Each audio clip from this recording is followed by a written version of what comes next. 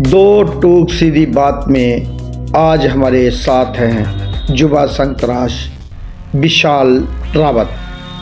विशाल रावत युवा संतराश की पैदाइश 30 सितंबर 1997 चंडीगढ़ में साधारण परिवार में हुई।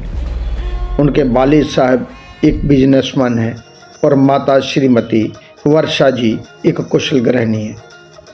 परिवार में 3 भाई हैं। सबसे बड़े विशाल रावत जी हैं। उनकी स्कूली पढ़ाई भी चंडीगढ़ में हुई। उनके स्कूली टाइम में गुरु परविंदर सिंह सद्धू एक संतराश थे, जिनके कारण उनका रुझान मूर्ति कला की ओर बढ़ा। बचपन से ही उनका सपना था एक बड़ा संतराश बनने का। परविंदर सिद्धू की देख रेख में अपनी स्कूली पढ़ाई पूरी करने के बाद उन्होंने अपना रुख कॉलेज ऑफ आर्ट चंडीगढ़ की ओर किया और अपनी BFA की डिग्री वहीं से हासिल की। उसके बाद उन्होंने MFA भी वहीं से मूर्तिकला में की।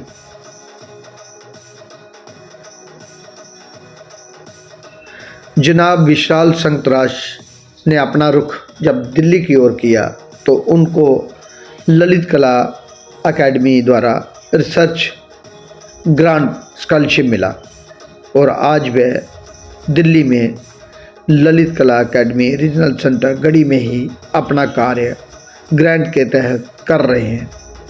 स्कॉलरशिप के चलते उन्होंने अपने काम को आगे बढ़ाने के लिए स्टोन मीडियम व इंस्टॉलेशन टाइप कार्य करना शुरू किया, जिसमें 2 या 3 मीडियम को लेकर कार्य करना चाहते हैं। आज वे अपना इंस्टॉलेशन शुरू कर चुके हैं।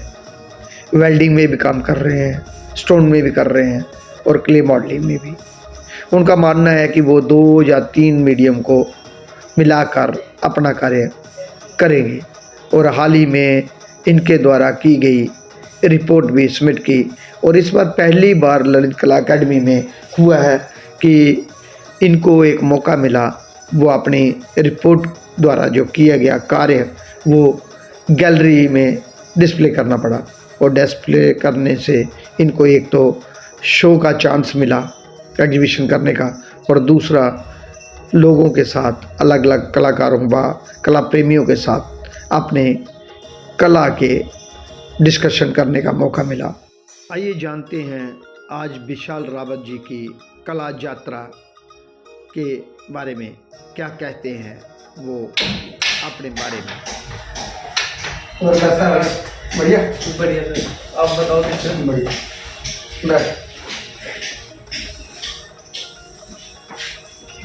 और बाकी सब ठीक चल रहा है? बढ़िया बिल्कुल। आप बताओ कैसे चल रहा है सर आपका काम? बढ़िया। नमस्कार, आदाब, सत श्री अकाल। 2 टूक सीधी बात प्रोग्राम लेकर एक बार मैं फिर आपकी खिदमत में हाजिर हूँ। जैसा कि आप जानते हैं, इस प्रोग्राम के बाद हम आपकी मुलाकात करवाते हैं एक ऐसी शख्सियत के साथ जिन्होंने ज़िंदगी के किसी न किसी सूबे में एक ख़ास मुकाम हासिल किया है, अपनी एक अलग पहचान बनाई। आज हमारे साथ बेहद ही खास मेहमान, जाने माने मूर्तिकार विशाल रावत जी जो चंडीगढ़ से हैं, वो हमारे स्टूडियो में विराजमान हैं। 2 टूक सीधी बात प्रोग्राम में आपका स्वागत है विशाल जी। नमस्कार सभी को। और क्या नाम है आपका पूरा? मेरा नाम विशाल रावत है। और आपका जन्म कहाँ हुआ? मेरा जन्म चंडीगढ़ में हुआ।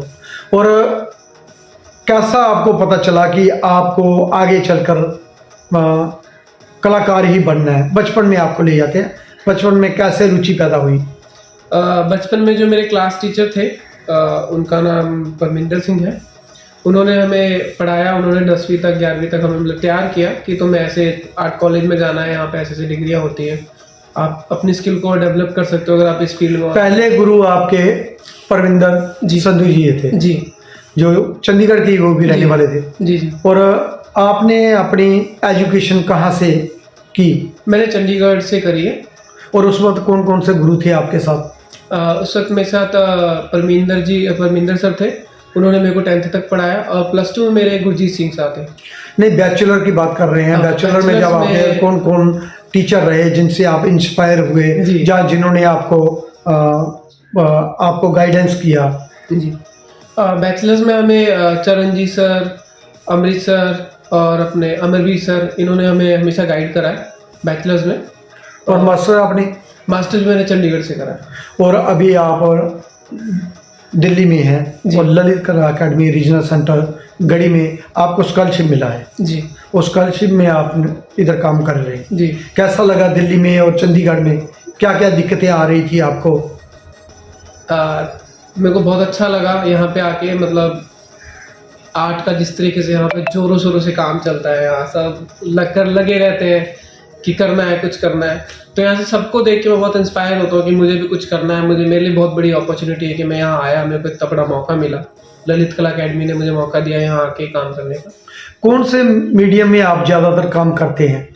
मैं स्टोन में ज़्यादा करता हूँ, मेरे को शुरू से ही स्टोन में बहुत रुचि रही है। और जहाँ आके आपने फर्स्ट सेमेस्टर भी किया, उसका एग्जीबिशन भी हुआ, ये बहुत बड़ी अपॉर्चुनिटी थी जो ललित कला अकेडमी ने पहले कभी नहीं इस टाइप से किया था। जी। और इसमें आपका शो भी लगा। सब कितने लोग थे आप टोटल जो स्कॉलर इस बार आए?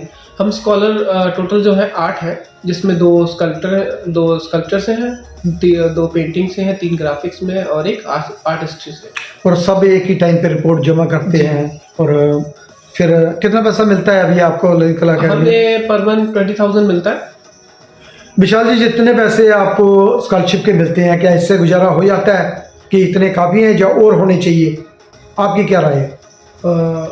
थोड़े से कम पड़ते हैं इसमें, जैसे कि आर्टिस्ट को थोड़ा सा और सोचने के लिए दिक्कत हो जाती है, क्योंकि जो बाहर से आते हैं स्कॉलर्स, उनको उनके लिए थोड़ा प्रॉब्लम हो जाता है। जैसे कि मैं आया हूँ, मेरे को थोड़ा रेंट करना है, ये करना है, तो अगर किसी स्कॉलर को खुल के काम करना है, उसमें थोड़ा बजट इशू हो जाता है। तो जैसे मैं स्टोन में करता हूँ, अगर स्कॉलर्स या कोई मेटल में करना चाहता है किसी मीडियम में, अगर उसे थोड़ा सा मीडियम प्रोवाइड होने लग जाए स्कॉलर्स को, तो स्कॉलर्स के लिए बहुत अच्छी अपॉर्चुनिटी हो जाएगी और ललित कला का इसमें बहुत बड़ा योगदान हो जाएगा स्कॉलर्स के लिए।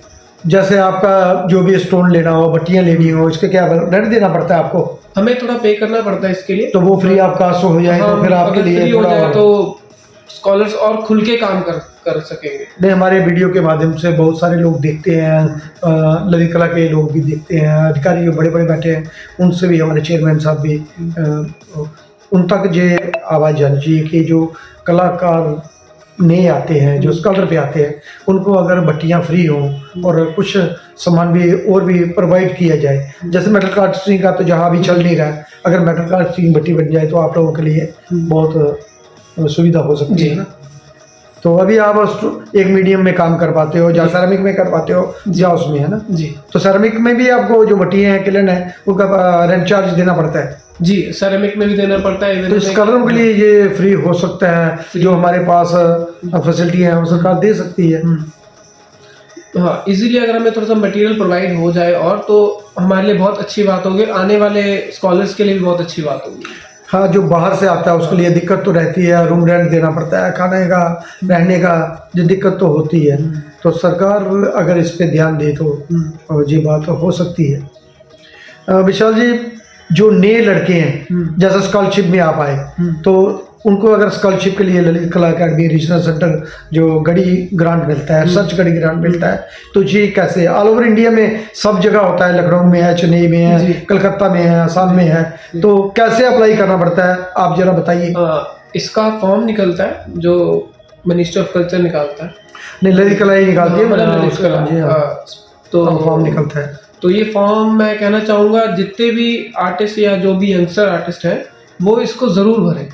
ये इतनी बड़ी अपॉर्चुनिटी है कि आप अपने आप पे और काम कर सकते हैं, और यहाँ के गढ़ी में आके काम करना और यहाँ के सीनियर के साथ मिलना, उनके काम देखना, नए नए तरीके के काम देखना, थोड़ा बात करना, नई मीडियम को एक्सप्लोर करना, तो यहाँ पे बहुत अच्छा होता है। जो जहाँ कलाकार काम कर रहे हैं, पुराने जितने भी लोग हैं, उनके साथ कैसा बिहेव रहता है, कैसा लगता है आपको उनसे मिलने से? क्या होगा, स्कॉलरों से बातचीत करते हैं, जहाँ डिस्कशन होती है, उसके बारे में भी बताइए। जी, यहाँ का माहौल जो है बहुत पॉजिटिव है, इतना पॉजिटिव है कि आप काम कर सकते हो, आपको कुछ पूछना है उसमें हेल्प की जाती है, है ना। जैसे आप कभी कभी आके मेरी हेल्प कर देते हैं, आपसे मैं कभी कुछ गाइडेंस नहीं, हमारे पास कोई भी आता है जो वो हम सबके लिए रास्ते खुले हैं, जिनका स्कॉलर है या नहीं है, जो स्टूडेंट भी आते हैं हम उसको बताते भी हैं, उनके डेमो भी देते हैं। वो ये ललित कला ने हमें जो फैसिलिटी दी हुई है स्टूडियो की, उसका हम दूसरों तक भी पहुंचाने का कार्य करते हैं कि उनको भी मालूम पड़े। जी। और एक चीज़ बताइए कि आप किस विषय को लेके काम करते हैं और कौन से मीडियम में काम करते हैं और इधर कर रहे हैं? जी। मेरा जो विषय रहता है कि जो मेरे सराउंडिंग चीज़ें रह रही हैं, है ना, जो चल रहा है मेरी लाइफ में, या जो मैं चीज़ें देख रहा हूँ डेली लाइफ का जो रहता है वो मेरे काम में झलकता है। तो मैं अपने फॉर्म के थ्रू उस काम को, फीलिंग्स को एक्सप्रेस करने की कोशिश करता हूँ। और कौन से मीडियम में काम करते हैं? अभी ज़्यादातर तो मैं स्टोन में करता हूँ, और यहाँ आने के बाद मेरा थोड़ा सा मीडियम चेंज करने का मन किया है। जैसे मैं सेरेमिक में कर रहा हूँ और मेरा मेटल में करने का मन कर रहा है, तो मैं आगे करूँगा इसमें। जब पैसे मिलेंगे तब आप पैसे लगाओगे, है ना, जेब से भी नहीं लगाने पड़ेंगे, उसी में से अगर हर बार आप एक दो भी करोगे तब कितने काम सबमिशन में देने पड़ते हैं इधर आपको? रिपोर्ट कितने काम? रिपोर्ट हमें 2 काम की देनी पड़ती है। हर मंथली होती है या हर मंथली 2 काम की रिपोर्ट देनी पड़ती है? तो 2 काम तो मिनिमम रहते हैं, बाकी आप जितने मर्जी दे। हाँ जी, तो आप कंप्लीट कर देते हो तब तक ये सब? थोड़ा सा प्रोसेसिंग वर्क रहता है, तो क्योंकि रिपोर्ट देनी होती है, आप क्या कर रहे हो उसी के बारे में लिखना पड़ता है ना। कोई उसके बाद ये क्या, जब कितने साल का होता है ये स्कॉलरशिप? ये स्कॉलरशिप 1 साल का होता है, जिसमें आपको 2,40,000 मिलता है। हाँ जी। तो इसमें कितनी रिपोर्ट देनी पड़ती है? तो हर मंथली हमें रिपोर्ट सबमिट करनी होती है। मतलब साल में कितनी रिपोर्टें हैं? साल में 12 रिपोर्ट होगी। पहले ये 2-3 महीने में भी होता था, अभी महीने होता है, तो आप लोगों के लिए अच्छा है कि थोड़ा बर्डन भी कम रहता है और काम करने का मौका भी मिलता है। फ्लो बना रहता है काम करने का, कि वो फ्लो टूटता नहीं है। तो स्कॉलरशिप चलते चलते आप और क्या कर रहे हो? साथ में एग्जीबिशन वगैरह के लिए सोच रहे हो या कर रहे हो? जी, अभी जैसे आपको पता होगा कि हमने लास्ट टाइम एक ललित कला में अपने शंकु चौधरी गैलरी में एडिशन निकाला था स्कॉलरशिप। ये बहुत बड़ी बात थी। जो भी ललित कला के अधिकारी हैं, जहाँ चेयरमैन साहब हैं, जहाँ जो भी इस वक्त इंचार्ज हैं, उन लोगों का शुक्रिया अदा करना चाहिए, उनका धन्यवाद करना चाहिए कि उन्होंने हर मंथ में आपको वो डिस्प्ले करने के लिए, आप लोगों का लोगों से बात करने के लिए, आपका क्या किया है उसके लिए उन्होंने आप लोगों को नई अपॉर्चुनिटी दी है। ये पहले नहीं होता था, हमारे टाइम पे नहीं होता था जी। अभी बहुत अच्छा एक मौका मिल रहा है आपको एग्जीबिशन करने का, और साथ में रिपोर्ट के तहत आपको वो डिस्प्ले होता है, उसमें डिस्कशन भी होता है। मैं भी था उसमें, मैं आया था, इनवाइट किया था आप लोगों ने, मैं आया था। और लेकिन बाकी रहता है ऑफिशियली जो रहता है वो लोग तो आप करते ही हैं। तो विशाल जी, क्या प्लानिंग है आपकी स्कॉलरशिप के बाद? आप क्या करना चाहेंगे? मैं और मीडियम्स में काम करना चाहूँगा, और मैं अपना स्टूडियो करना चाहूँगा, और आर्टिस्ट बनना चाहता हूँ। मैं आर्टिस्ट तो आप हो, अभी काम जितना करोगे आर्टिस्ट, समय का अनुभव होता है, टाइम के साथ साथ आप जितनी अपॉर्चुनिटियाँ हासिल करोगे। इससे पहले अभी आपने मास्टर कहाँ से किया था? मैंने मास्टर, बैचलर तो आपने चंडीगढ़ से ही किया था, मास्टर कहाँ से किया था? मास्टर्स भी मेरा चंडीगढ़ से हुआ है। और उस वक्त कौन से गुरु थे, जहाँ कौन से मीडियम में मास्टर में काम किया आपने? मैंने मास्टर्स में मेटल में किया है, और सबसे ज़्यादा जो मीडियम है वो मेरा स्टोन ही रहा है। मेरा स्टोन में ही रुचि रही है। दरअसल मेरा एक सपना है कि मैं हर एक स्टोन पे काम करूँ, जिस तरीके का भी स्टोन है, हर एक स्टोन को कार्व करूँ। मेरा सबसे बड़ा सपना है। तो स्टोन में जो कठिनाई क्या क्या आती है, क्या लगता है आपको? स्टोन इजी लगता है या थोड़ा मुश्किल लगता है? स्टोन इजी अपने आप में, थोड़ा मुश्किल है, बट उसको करने में मज़ा ही कुछ और है। जब हम करते हैं तो उसके बाद एक दिल को तसल्ली मिलती है। तो सिर्फ स्टोन में ही काम करोगे या कुछ और भी मीडियम में करोगे? मेरा प्लान है कि मैं कुछ मीडियम को स्टोन के साथ जोड़ने की कोशिश करूँगा। असेंबल काम करोगे, सोल्यूशन टाइप का करोगे? अभी हाल ही में आपने एक किया भी था जी, उसे असेंबल करके रिपोर्ट के टाइप देखा जी। दोस्तों, जी हैं हमारे साथ विशाल रावत जी। अभी जानते हैं और देखते हैं, एक नज़र डालते हैं इनके द्वारा किए गए कार्य पे कुछ इस तरह। जनाब विशाल रावत जी आज ललित कला अकेडमी रीजनल सेंटर गढ़ी में अपना कार्य कर रहे हैं।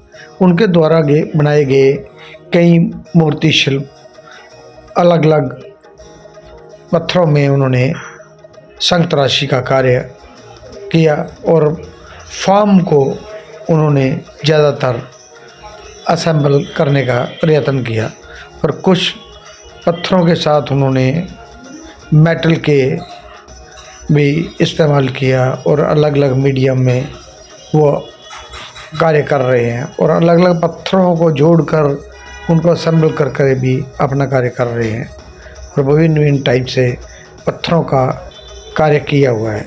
ललित कला अकेडमी रीजनल सेंटर गढ़ी शंकु चौधरी आर्ट गैलरी में, और इन सभी स्कॉलरशिप में जो आए कलाकार थे सभी का कार्य वहीं पे डिस्प्ले था और एक प्रदर्शनी 1 वीक तक चली, जिससे उनको कई सीनियर जूनियर कलाकारों के सुझाव भी मिले। और विशाल जी कहते हैं कि वो प्रदर्शनी उनके लिए बहुत ही मायने रखती थी, क्योंकि इस फील्ड में उनको बहुत कुछ सीखने को जहाँ से मिला। ललित कला अकेडमी में वो अपना कार्य विभिन्न विभिन्न टाइप से कर रहे हैं और कई एक्सपेरिमेंट कार्य कर रहे हैं। कई सारी ड्राइंग भी उन्होंने की, अपने मैकेट इसी को देख के बना रहे हैं और उनका मानना है कि पहले वे ड्राइंग करते हैं और अभी वो बड़ी बड़ी ड्राइंग और करना चाहते हैं, जिससे उन्होंने शुरुआत भी की है। अभी ये छोटी ड्राइंग उन्होंने अपने लेआउट जो कार्य करने हैं उनका प्लानिंग उनका चल रहा है और साथ में वह असेंबल वर्क करना चाहते हैं। अलग अलग मीडियम में उन्होंने कार्य शुरू कर दिया है और आने वाले समय में जो प्रदर्शनी होगी उसमें वो डिस्प्ले करेंगे। जे रिपोर्ट में इनको एक मौका मिला है कार्य करने का, वो कर रहे हैं। मित्रों, जब भी आप कभी दिल्ली या दिल्ली के आसपास आए हों तो ललित कला अकेडमी रीजनल सेंटर गढ़ी में ज़रूर आएँ, जहां पर सीनियर और जूनियर मिलकर अपना कार्य कर रहे हैं। और अगर आप ख़रीदना चाहें तो विदाउट कमीशन जहां कार्य आपको मिल सकता है। विशाल रावत जी, जब आप मास्टर कर रहे थे तो कौन से गुरु थे आपके जिनकी गाइडेंस में काम कर रहे थे, और किन किन लोगों का आपको काम अच्छा लगता है, जहाँ किन से इंस्पायर थे, जहाँ और कौन कौन से कलाकार हैं जो जिनसे आप प्रभावित थे, जहाँ जिनका काम अच्छा लगता है, ज़रा संक्षेप में बताइए। मास्टर्स के दौरान जिनके अंडर में हमने काम किया है वो सर हैं राजेश शर्मा सर और मनमथ राव सर। इनकी गाइडेंस में मैंने मास्टर्स कंप्लीट करी है अपनी, और उन्होंने मेरे को बहुत अच्छा गाइड करा है। इवन हमारे जितने भी बैच के थे सबको बहुत अच्छा गाइड करा है इन्होंने, और हमें भी आगे कैसे बढ़ना है क्या करना है इन्होंने बताया है हमेशा आगे। और राजेश जी और मनमथ राव जी मेरे बहुत अच्छे मित्र भी रहे हैं, और मनमथ राव तो मेरे साथ शांति निकेतन में भी मेरे टाइम पे ही थे और बहुत अच्छे टीचर हैं। और राजेश शर्मा जी भी बहुत सारे काम मेरे साथ किए उन्होंने, और नवसिद्धार्थ आर्ट ग्रुप के बहुत सारे हमने एक साथ कैंप किए। बहुत ही अच्छा नॉलेज है उनको, और चंडीगढ़ में आपके गुरु भी रहे, टीचर थे। तो क्या कहना चाहते हैं आप अपने गुरुओं को? मैं उनका धन्यवाद करना चाहूँगा कि उन्होंने हमेशा, जब भी हम किसी प्रॉब्लम में फंसे हैं किसी काम में, तो उन्होंने हमेशा बहुत अच्छा गाइड किया है, हमेशा अवेलेबल रहे हमारे लिए। कभी भी हमने हेल्प मांगी, कभी उन्होंने ये नहीं कहा कि हम ऐसे हैं, उन्होंने हमेशा गाइड करा बहुत अच्छा। जो चंडीगढ़ में कलाकार हैं जो बनना चाहते हैं, जो नए लोग आना चाहते हैं इस फील्ड में, तो जहाँ जो स्कॉलरशिप के लिए दिल्ली ललित कला अकेडमी रीजनल सेंटर, जहाँ अलग अलग सेंटर हैं जो उसमें आना चाहते हैं, तो उनको क्या क्या तैयारियाँ करनी चाहिए पहले, उसके बारे में नई पीढ़ी के लिए? जी, जो यहाँ आना चाहते हैं गढ़ी में या रीजनल सेंटर में, उन्हें पहले तो बहुत मेहनत करनी पड़ेगी और जितना काम कर सके उतना करें, और फॉर्म ज़रूर भरें। उसमें फॉर्म में आपको कुछ काम देने होते हैं जिसके बेसिस पे आपका सिलेक्शन होता है यहाँ पे। इस फॉर्म में मेन क्या रहता है, किस टाइप का फॉर्म में क्या क्या लगता है? फॉर्म में आपका मास्टर्स बहुत ज़रूरी होता है। हाँ जी, मास्टर्स आपका कंप्लीट होना चाहिए, और आपके पास काम, जो कि मैं पहले भी कहा कि नहीं, मास्टर और बैचलर दोनों को मिलता है ये एडमिशन, जहाँ किसी गुरु के अंडर में भी जिन्होंने किया है उनको भी कई बार दिया गया है, जहाँ जो फील्ड में लगातार काम कर रहे हैं मिलता है उनको। सर में भी दिया हमने, पहले भी हुए हैं, मैं बहुत सारा देखा। और जो अप्लाई करते हैं उसमें क्या क्या लगता है?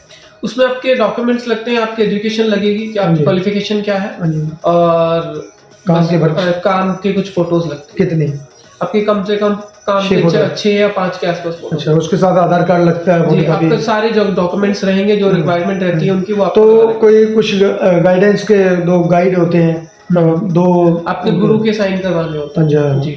वो आप कोई भी जो इस फील्ड में है, आप जो आपको लगते हैं गुरुजी, जो आप साइन करवाना हाँ, चाहते हैं, इसमें सेरेमिक में भी है, स्कल्पचर है, पेंटिंग है और प्रिंट मेकिंग है जी। जिस सब में आप अप्लाई कर गुरु के सकते साइन हैं। होते हैं। हाँ जी।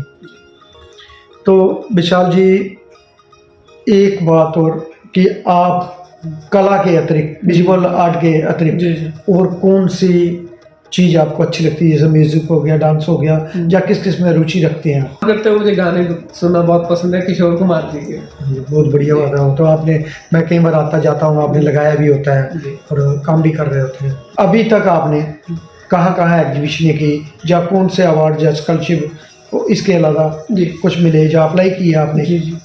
मेरे को चंडीगढ़ ललित कला की तरफ से भी स्टेट अवार्ड है और स्टूडेंट अवार्ड भी है एनुअल आर्ट में, हर साल करवाते हैं, जिसमें मेरे दोनों स्टेट अवार्ड और एनुअल आर्ट है।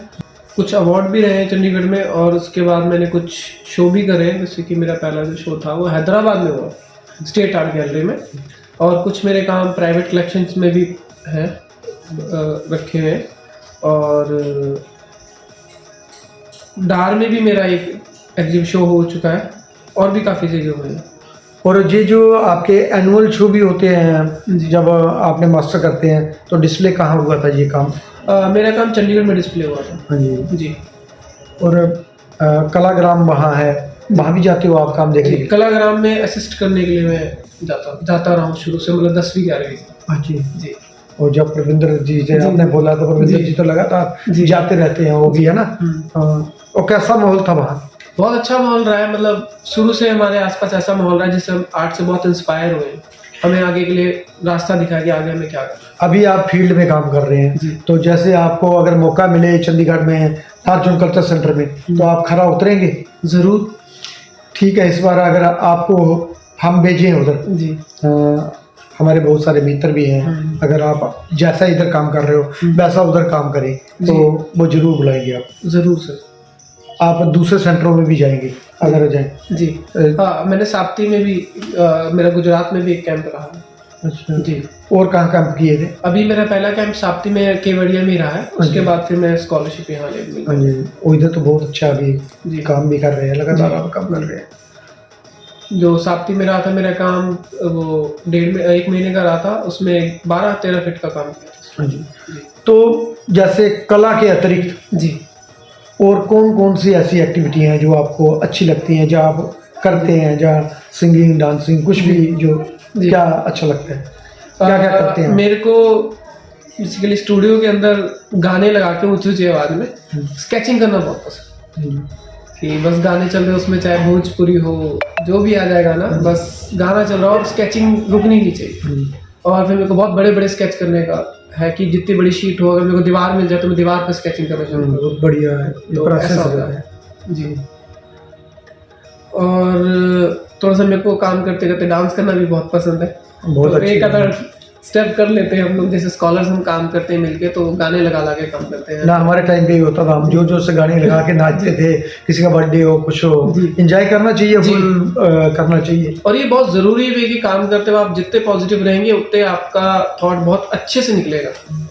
आपके दिमाग में जो चल रहा है, जो आपके दिमाग में स्पार्क हुआ है, वो बहुत अच्छे से होता है। आपका एक अच्छा कनेक्शन बन जाता है शीट के और पेंसिल के साथ और आपके माइंड के साथ। जो आने वाली पीढ़ी है, जी उसको क्या करना चाहिए आर्ट फील्ड में टिकने के लिए? जी। जो आने वाली पीढ़ी में, उनको यही कहना चाहूँगा कि जितना काम हो सके अपना करें। आपके मन में क्या चल रहा है, क्या निकालना चाहते हैं, कौन देखेगा, क्या बोलेगा, आप बस करो, उसे निकालते रहो, कभी अपने मन के अंदर उस फीलिंग्स को रोको मत। बहुत बढ़िया। और फील्ड में टिकने के लिए उसको लगातार काम करना जी, चाहिए। बहुत जरूर, अच्छी बात continuous। आपने कहा, कंटिन्यू काम करना चाहिए जो आने वाली पीढ़ी है, जी। और उसको ये ध्यान रखना चाहिए, जी काम ही आगे ले जाएगा। जी। काम करने से पहले बिल्कुल सोच लेना चाहिए कि मैं ये बनाऊंगा तो लोग क्या कहेंगे, वो बस जो मन में आ रहा है हाँ, जो आप बना रहे हो आप उसे निकाल दो। करना चाहिए आपको। जी। बहुत बढ़िया। धन्यवाद विशाल रावत जी, आप 2 टूक सीधी बात प्रोग्राम में आए, जी आपके बारे में जाना, आपकी कला के बारे में जाना और आपसे बातचीत हुई। धन्यवाद आपका। धन्यवाद। दोस्तों, ये थे हमारे साथ विशाल रावत जी, जो चंडीगढ़ के रहने वाले थे और 2 टूक सीधी बात प्रोग्राम में आए। अगली बार हम फिर मिलेंगे दोस्तों किसी नई कड़ी में नए कलाकार के साथ। तब तक देवीदास खत्री को दे इजाज़त। जय हिंद, जय भारत। नमस्कार सभी को और धन्यवाद सभी को